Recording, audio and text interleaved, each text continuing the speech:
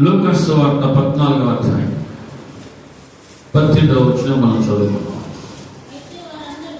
వారందరూ ఏక మనస్సుతో నెపములు చెప్పసాగి. చాలా ప్రెజోట్ పెట్టారా?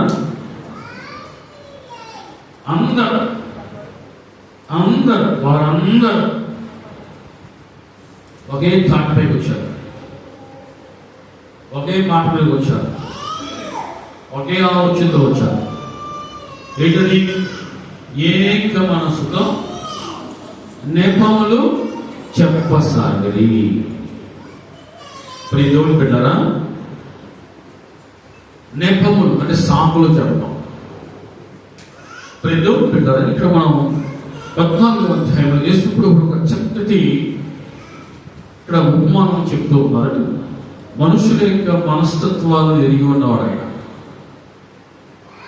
మనిషిలో ఆలోచన పుట్టక ముందే ఆలోచనను ఎరిగి ఉన్నవాడు ఆయన. నోటి వెంట మాట రాకముందే మాట్లాడబోతున్న మాట ఏదో కూడా ఎరిగి ఉన్నవాడు ఆయన. ప్రతి పెట్టారా? మనుషుల మనస్తత్వాలు ఈ చివరి దినాలలో ఎంత భయంకరంగా మారుతున్నాయో మనం చూస్తూ ఉన్నాం. ఇది ప్రభు అప్పుడే చెప్పాడు. ఏం చెప్పారంటే, అందరూ ఏక మనసుతో సాకులు చెప్పే కాలం వచ్చేసింది.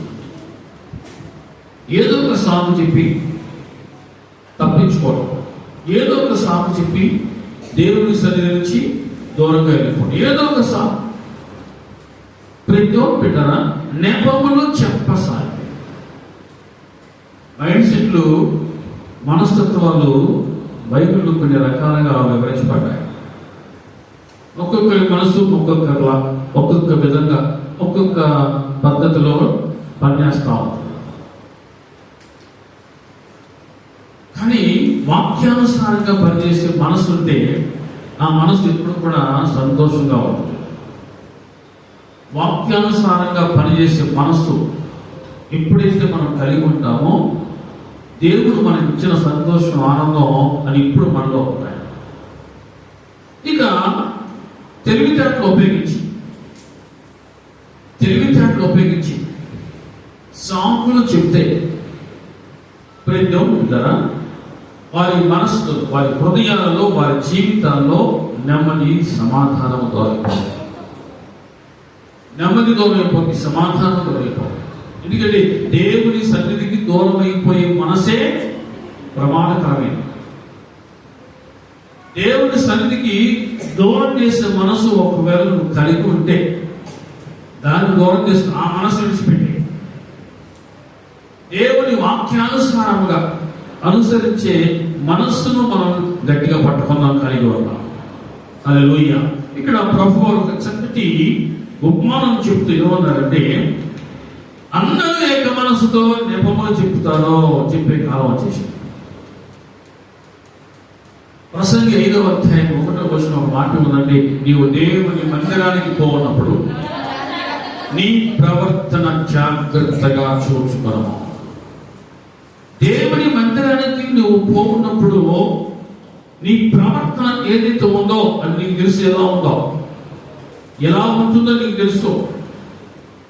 నీ ప్రవర్తనలో మార్పు లేకపోతే దేవుని బిడ్డరా, అది చాలా ప్రమాదకరము అని వాక్యము అనేక విధాలుగా హెచ్చరిస్తూ ఉంటుంది. నీ ప్రవర్తన, నీ క్యారెక్టర్ వాక్యానుసారంగా కట్టబడకపోతే, వాక్యం అనే పునాది మీద నిలబడకపోతే జాగ్రత్త అని వాక్యం హెచ్చరిస్తావు. నువ్వు దేవుని మందిరానికి వెళ్ళినప్పుడు అశ్రద్ధగా ఉండకూడదు.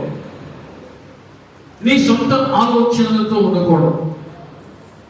నీ సొంత టాలెంట్ను ఉపయోగించకూడదు. నీ సొంతని ఉపయోగించకూడదు.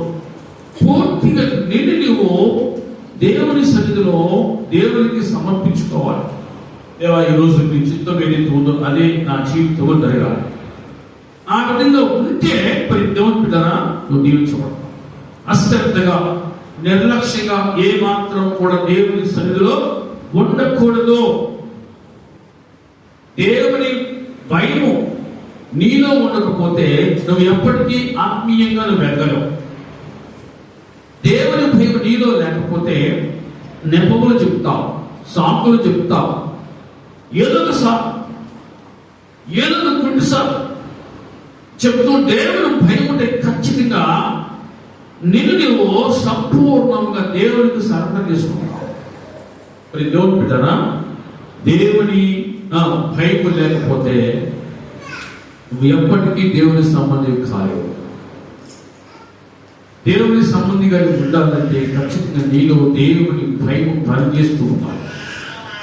ఆ భయం నీ చుట్టూ నీకు కావలిగా ఉంటుంది. దేవుడు ఇచ్చిన సమాధానము, ఆనందాన్ని నువ్వు ఎప్పటికీ ఆస్వాదిస్తూనే ఉంటావు, అనుభవిస్తూనే ఉంటావు. కోల్పో. ఆ దేవుని భయం నీలో ఉండదుగాక. ఇక్కడ నీవు భయం లేక నిర్లక్ష్యముగా అశ్రద్ధతో సాకులు, నెపములు చెప్తున్నారు. ఏమని చెప్తున్నారు వారు? మొదటి వాడు, నేను ఒక పొలం కొని ఉన్నాను, అవశ్యముగా వెళ్ళి దాన్ని చూడవలెను, కాబట్టి నన్ను క్షమింపవలని నేను వేడుకొనుచున్నా. నేను ఒక పొలము కొని ఉన్నాను కాబట్టి నేను దానిని వెళ్ళుచున్నాను. నాకు ఈ రోజు కుదరదు, నాకు రావడము కుదరదు. ప్రతి బిడ్డరా, దేవుడు నిన్ను దీవించి నువ్వు అడిగింది ఇస్తే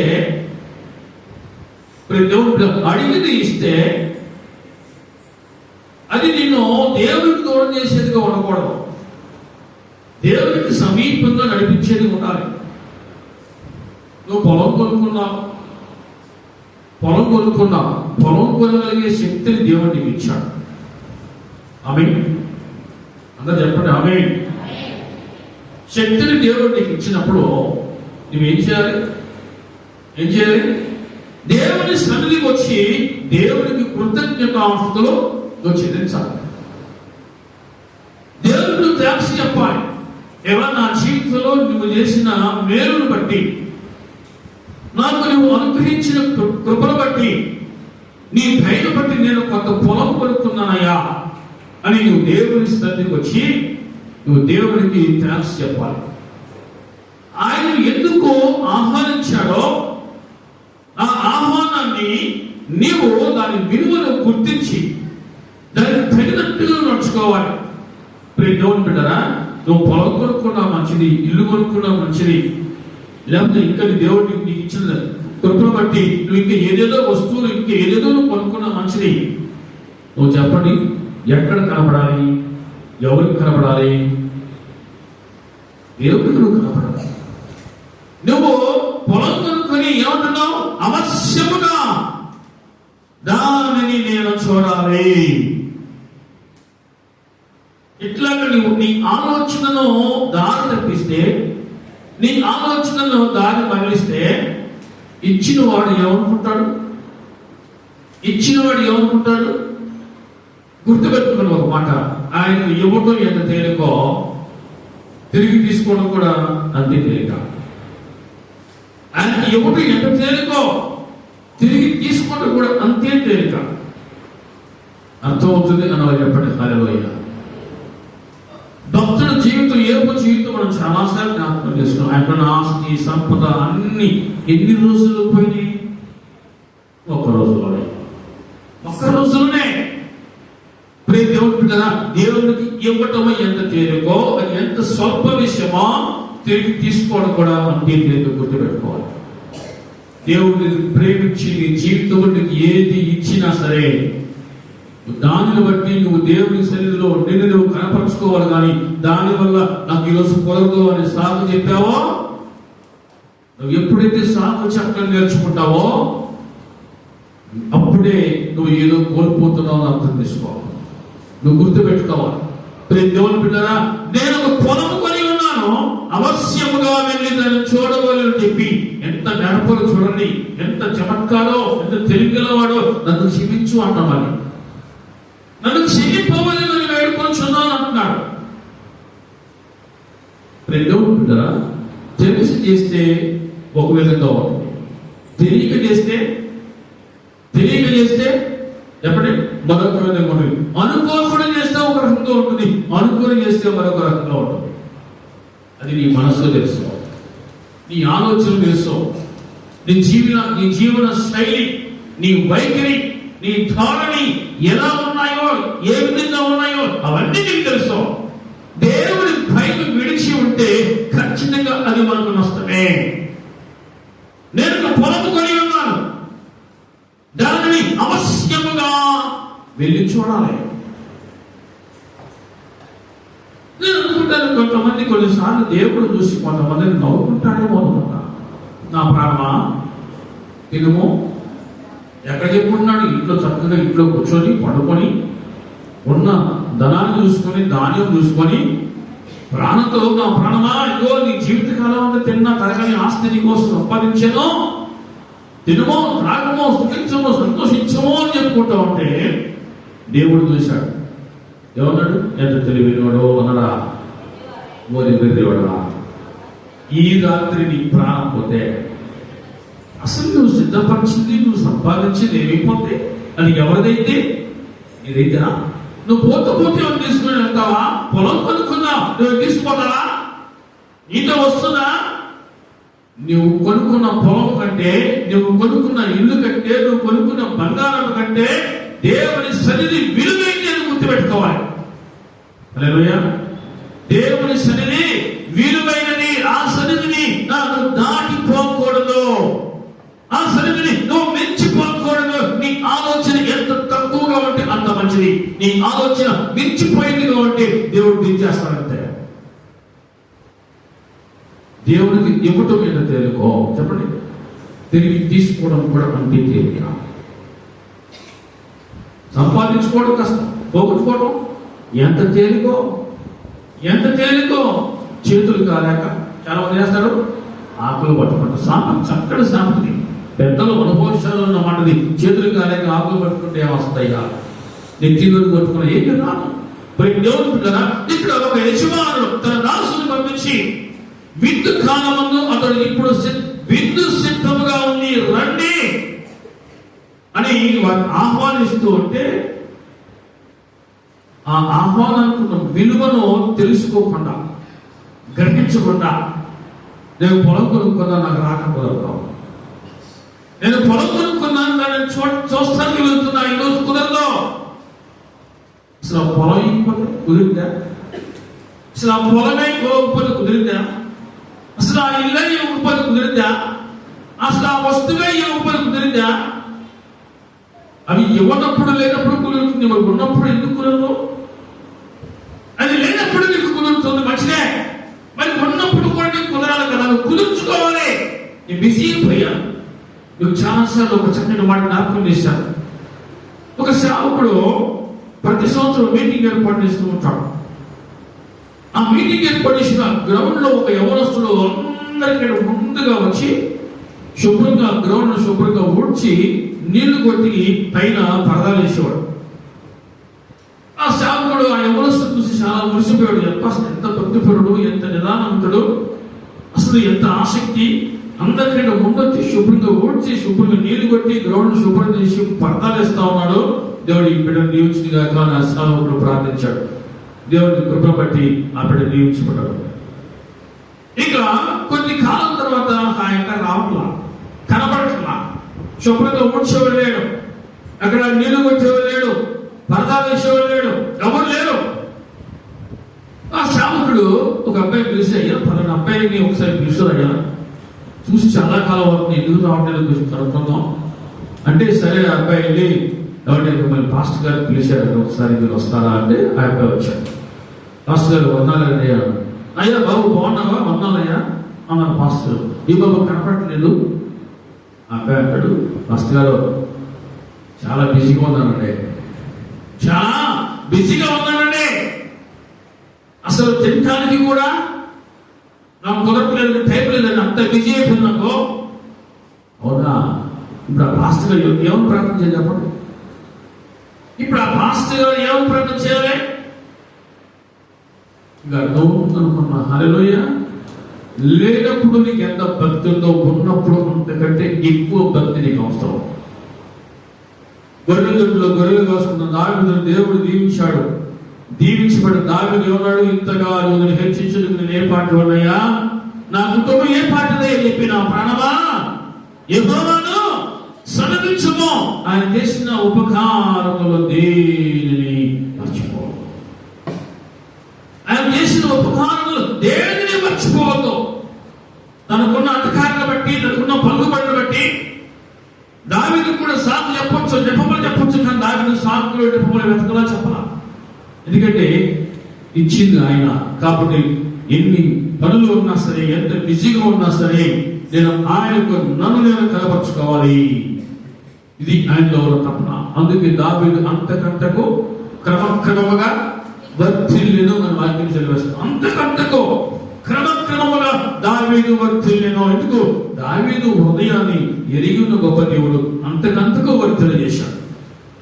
నువ్వు అంతకంతకు కొద్దిగా వర్ధిల్లగానే, నువ్వు కొంచెం పైకి రాగానే నువ్వు సాకులు చెప్తున్నావు అంటే, ఇంకా నువ్వు కొంచెం పైకి వస్తే అసలు దేవుడు దొరుకుతావా? అందుతావా? అర్థమవుతుంది అనుకుంటున్నా. హల్లెలూయా. ఇటువంటి సాకులు చెప్పే గుణం మనకు వద్దాం.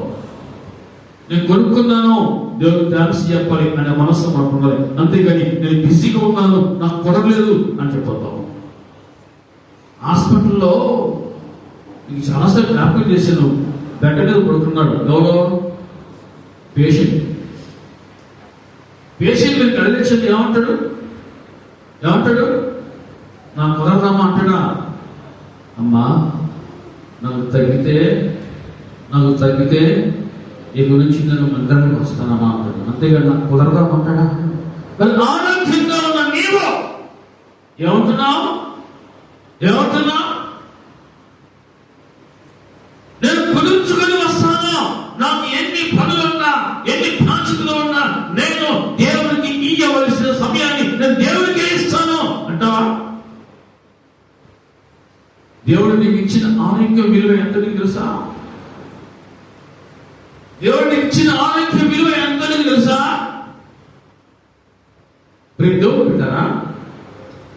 నువ్వు ఏది పొందుకున్నా, దేవుడికి ఏది ఇచ్చినా సరే, దానిని బట్టి అంతకంతకు నువ్వు భయమును, భక్తిని పెంచుకోవాలి. దేవుని పట్ల నా శక్తిని పెంచుకోవాలి, ప్రార్థన జీవితాన్ని పెంచుకోవాలి. నువ్వు తగ్గించుకున్నావో అంతటితో నీకున్న అభివృద్ధి ఆగిపోతుంది.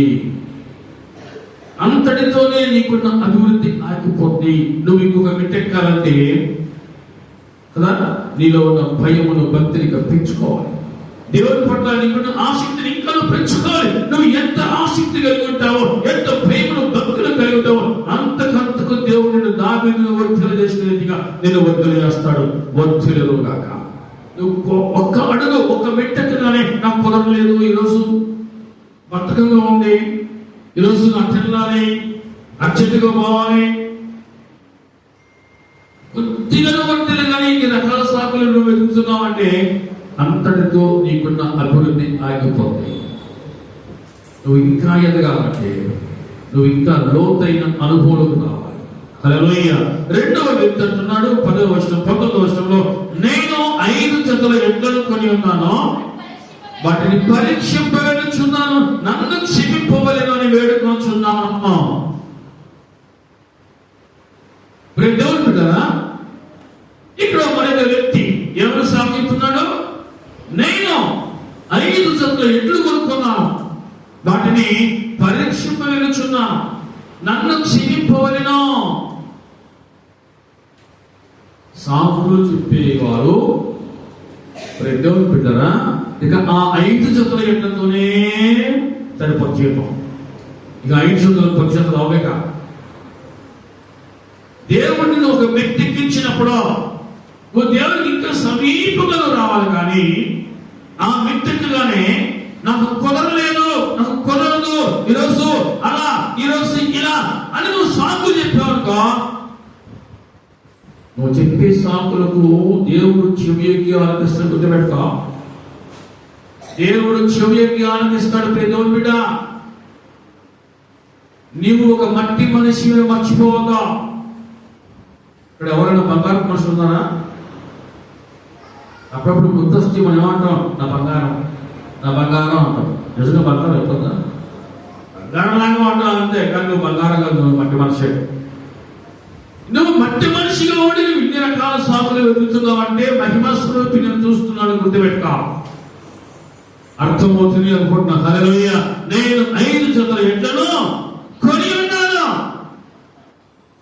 అటు కొనుక్కుంటే నీకు శక్తిని ఇచ్చినవరో, నీకు అవకాశం ఇచ్చినవరో, నీకు వీలు కల్పించినవరో, అనుభవించడానికి కావాల్సిన ఆరోగ్యం ఇచ్చినవరో దేవుడు కదా. దేవుని ఎందుకు వచ్చినందుకు నువ్వు సాకులు నెపములు వెతుకుతున్నావా, చెబుతున్నావా? అయితే 5 జతలతోనే నువ్వు ఆగిపోతావు. ఆ పొలముతో నువ్వు ఆగిపోతావు. మరి ఒకటి అవకాశం ఉండకపోవచ్చుగా.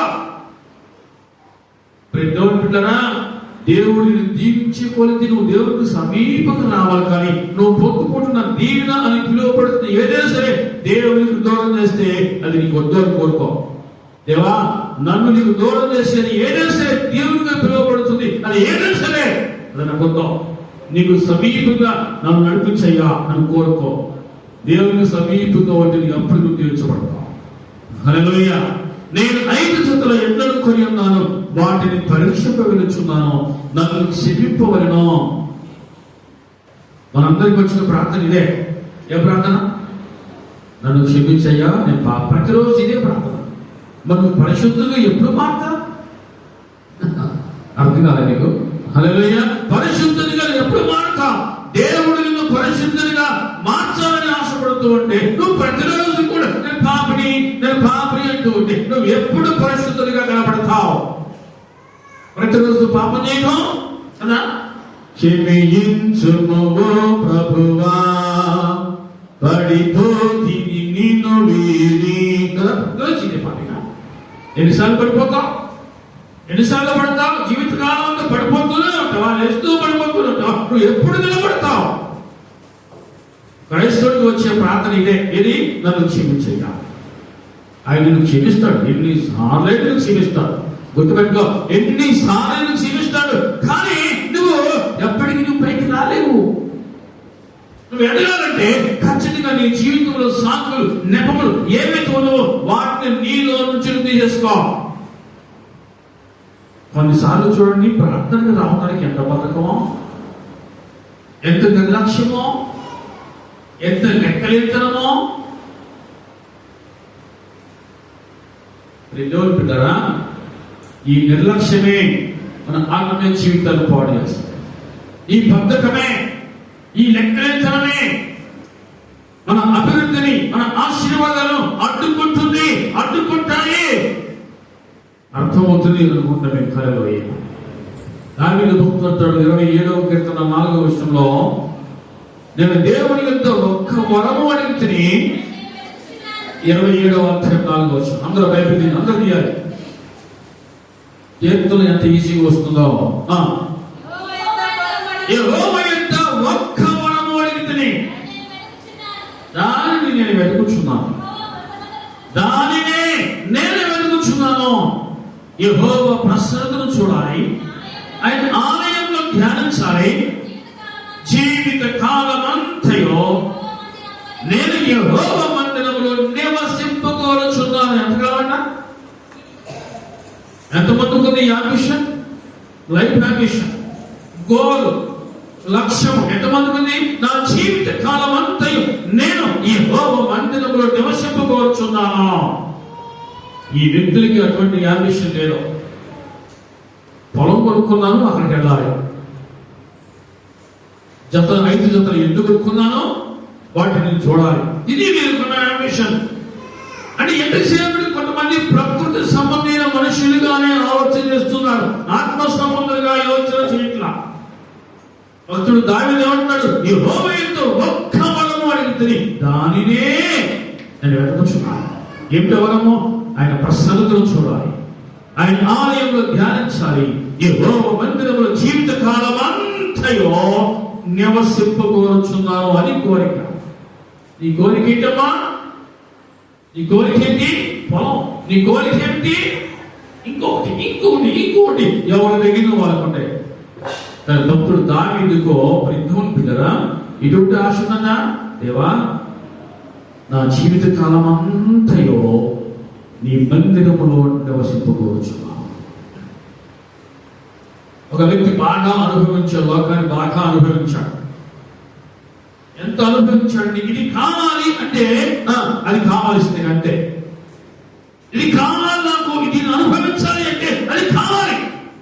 అంతగా ఆ వ్యక్తి లోకాన్ని ప్రేమించాడు, ఆశించాడు, అనుభవించాడు. ద ఫైనల్ రిజల్ట్ ఈస్, చివరి ఫలితం తెలుసా? అంతయో వ్యర్థమే అన్నాడు. నేను వివేచింపగా, నేను యోచింపగా ఒకడు గాలికై ప్రయాసపడినట్టుగా ఉంది. గాలి మీద పట్టుకో అంచేపడుతుండగా ఉంటుందా? అంతయో వ్యర్థమే అని తెలుసుకుంటున్నాను. అంతయో వ్యర్థమే. అది కావాలి, ఇది కావాలి, కావాలని కావాలి, సాధించాలి అని సాధించాలి, సంపాదించాలి, ఏదైనా అనుభవించాలని అనుభవించాలి. అవన్నీ ఏమిటి? మొత్తం అనుభవించాడు. కానీ చివరికి ఆ వ్యక్తి తెలుసుకుందే తెలుసా? అంతయో వ్యర్థమే, అంతయో వ్యర్థమే. అనుభవంతో చెప్పాడు అన్నమాట. నేను అనుభవంతో చెప్పాడు, అంతయో వ్యర్థమే, ఏమి లేదు కాబట్టినే. చివరికి నన్ను ఏం గ్రహించి తెలుసా? ప్రసంగి గ్రంథంలో చివరి అధ్యాయంలో చివరి మాట చూస్తూ ఉన్నాం. ఇదంతయో విన్న తర్వాత చివరికి వచ్చిన ఫలితార్థమిదే. తేలిన ఫలితార్థమి దేవుని యందు భయభక్తులు కలిగి ఉండి ఆయన కట్టడలు అనుసరించి నడుచున్నవరిలో మానవ కోటికి ఇదే విధి. చివరకు విన్న తరువాత తేలిన ఫలితార్థమిదే.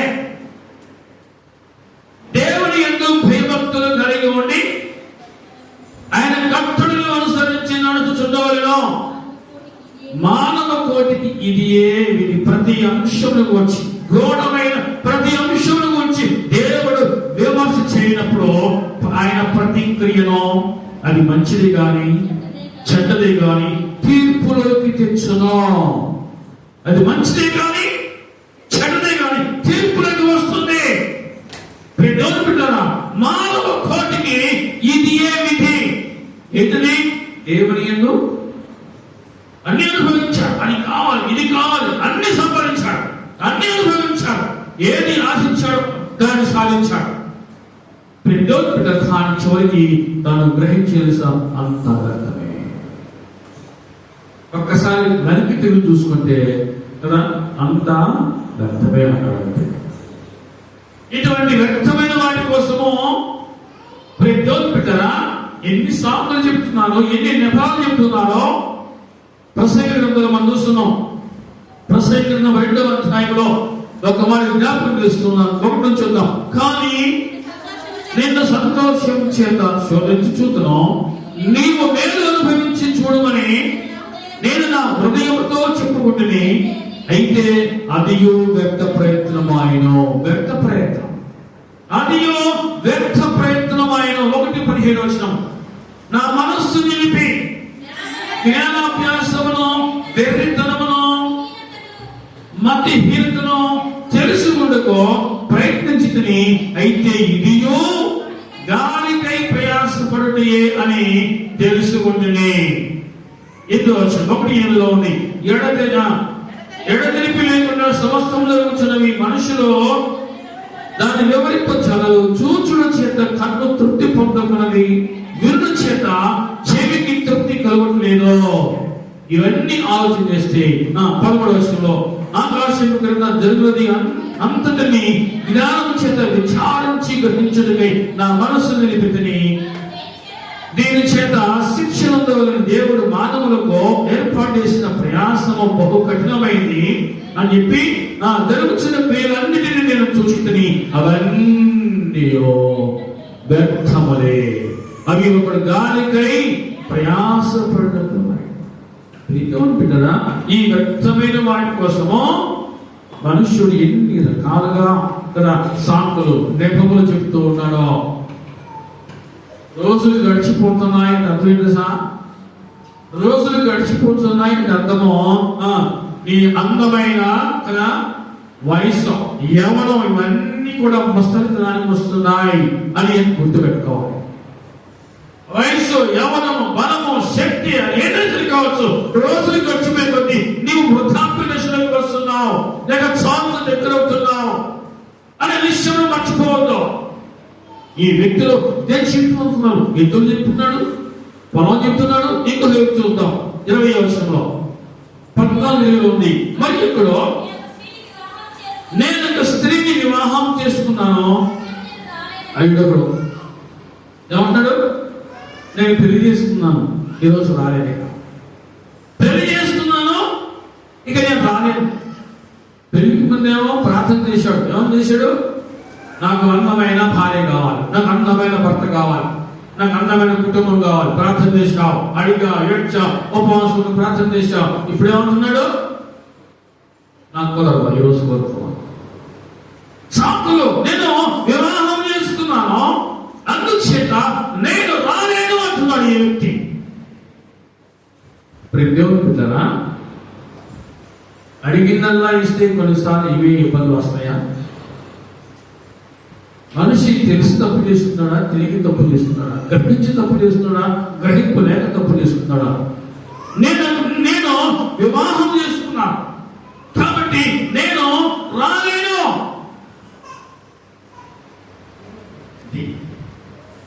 దేవుని బిడ్డలు గుర్తుపెట్టుకోండి. ఈ రోజు నువ్వు ఎన్ని విధాలుగా సాకులు వెళ్తున్నావో, వీళ్ళు చెప్పే సాకులు వీళ్ళు చెప్పారు, నువ్వేం సాగుతున్నావు? చివరికి ఏమన్నా యజమానుడు 24వ వచనంలో 14-24 పిలువబడిన ఆ మనుషులు ఒకడును నా విందు చూడడు, రుచి చూడడని మీతో చెప్పుచున్నాను. యజమానుడు కోపం వచ్చినాయి. పిలువబడిన ఆ మనుషులలో ఒకడు కూడా నా విందు రుచి చూడడు. అందుకే యేసు ప్రభువు పిలువబడిన వారు అనేకులు, ఏర్పరచబడిన కొందరే. ఈరోజు నువ్వు ఏ గుంపులో ఉంటావు? నువ్వే నిర్ణయించుకోవాలి. నువ్వు పిలువబడిన గుంపులో ఉంటావా, లేక ఏర్పరచబడిన గుంపులో ఉంటావా? ఈ మనుషులలో ఒకడు కూడా నా విందును రుచి చూడడు. ఎందుకు? ఇచ్చిన దానికి విలువ లేకుండా చేసినాడు. ఇచ్చిన ఆహ్వానానికి విలువ లేకుండా చేసినాడు. ఒకడు కూడా నా విందులో రుచి చూడడం అని చెప్పాడు. నా తండ్రి చేత దీవించబడినవాడా, లోపలికి రా అని అనిపించుకోవాలి. లోపలికి రా అనిపించుకోవాలి. ఒక పెళ్లి కుమార్తెని ఏ విధంగా ఊరేగించుకుని తీసుకెళ్ళాడు, ఆ విధంగా నువ్వు పరలోకములో అడుగు పెట్టుకుని దేవదూతల సైన్యము నిన్ను ఊరేగించుకుంటూ దేవుని సింహాసనము తీసుకుని పోవాలి. అది ఆధిక్యత. పరలోకపు దూతలు నిన్ను దేవుని ఎందుకు ఊరేగించుకొని తీసుకెళ్తారట.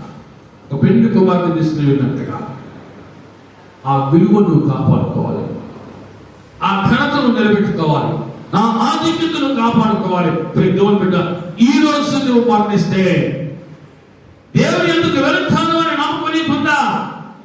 నాకు ఎవరు ఉంది, నాకు బలం ఉంది, నాకు శక్తి ఉంది, నాకు ఆస్తి ఉంది, నా ప్రాణం ఎలా నిలబెట్టుకోవాలి, నాకు బాగా తెలుసు అనుకున్నావా? ప్రాణం నిలబెట్టుకోవాలి నీ చేతిలో లేదు.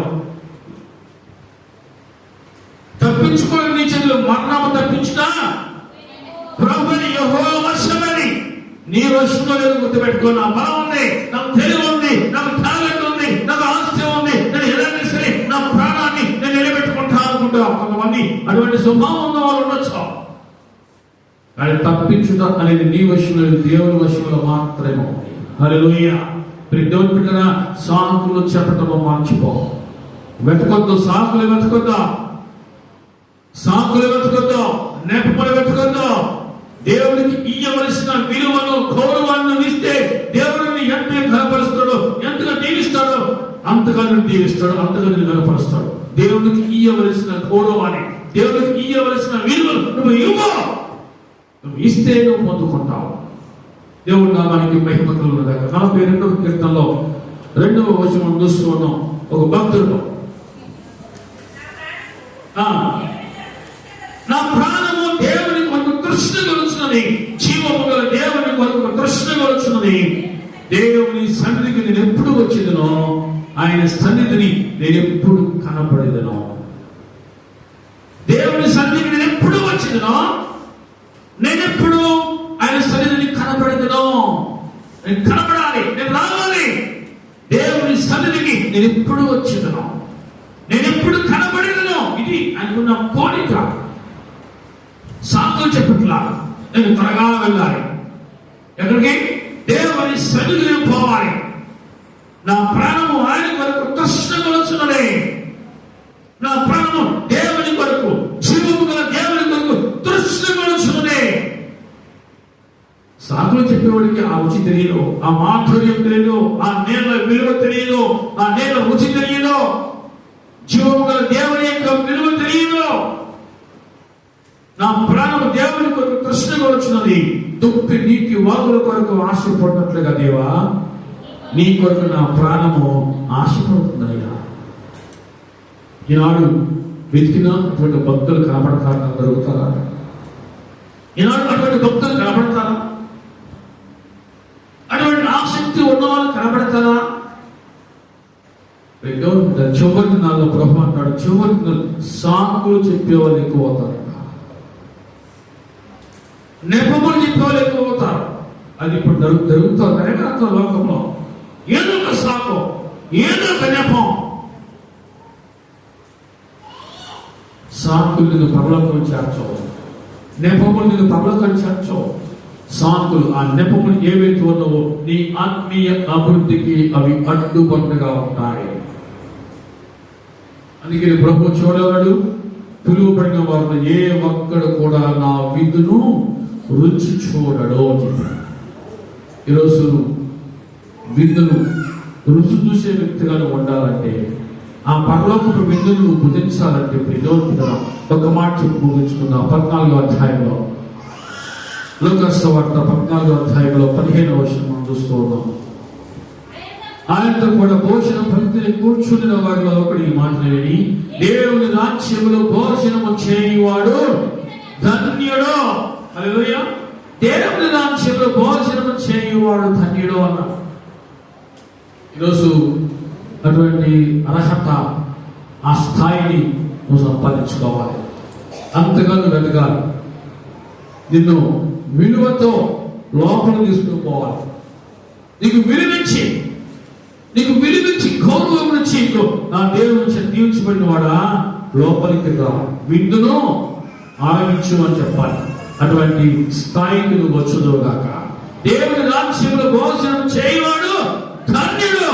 సాకులు చెప్పేవాళ్ళు మిస్సైపోతారు, సాకులు వెతికేవాళ్ళు మిస్సైపోతారు. ఏంటది? దేవుని రాజ్యంలో భోజనం చేయడం, ఆ టికెట్ను వారు కోల్పోతారు. దానిని మన మనసులో తీసేసుకుందాం.